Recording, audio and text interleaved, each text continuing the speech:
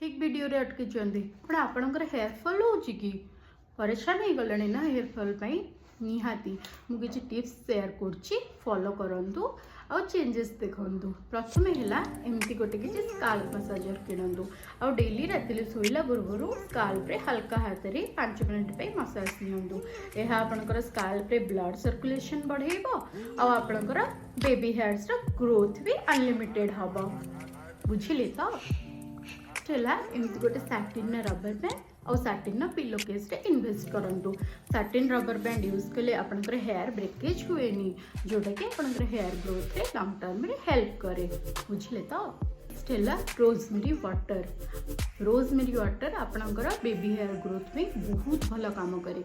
से गोटे भल रोजमेरी वाटर रे इन्वेस्ट करंतु और डेली एमिति ना आपन किछि टाइम स्काल्प रे एमती किसी स्प्रे कर दियंतु रोजमेरी वाटर आ तो ड्राई हवा को दियंतु। देखिए निहाती चेंजेस देखा आपणकर हेयर जब एक्सट्रीमली ड्राई ना तेन मुझे कहबी आप गोटे ऑयल रो मिक्सचर बनातु जोटा कि है कोकोनट ऑयल आ आमंड ऑयल ये दुटा को मिसेक गोटे ऑयल मिक्सचर बनातु आपणकर हेयर रे लगातु। देखिए आपणकर हेयर केमती शाइनियर और ग्लसियर हो निज डाएट रे किसी चेंजेस आणतु।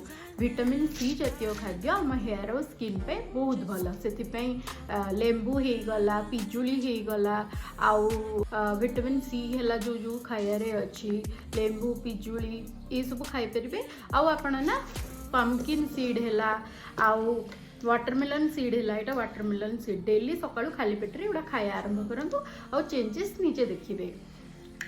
आउ हाइड्रेशन इज द की जिते जहाँ करंतु आपण जदि पानी भलरे न पिउछन तो किछि लाभ नहीं। पानी दिन को 3 ରୁ 4 लिटर निहाती पियंतु। नेक्स्ट है आपण भल प्रोटीन खातु जमती है अंडा chicken tofu paneer sprouts chicken आ अंडा ये सब जातीय खाया खाइले कौन हम ना प्रोटीन आपनक हेयर और स्किन बहुत भल। प्रोटीन खातु और हेयर फॉल कंप्लेन भी करेंगे। बुझिले तो यही सब ट्रिक फॉलो करंतु आ जार किसी भी डाउट अच्छे मतलब कमेंट रे पचारंतु निहाती हेल्प करी। रही जय जगन्नाथ।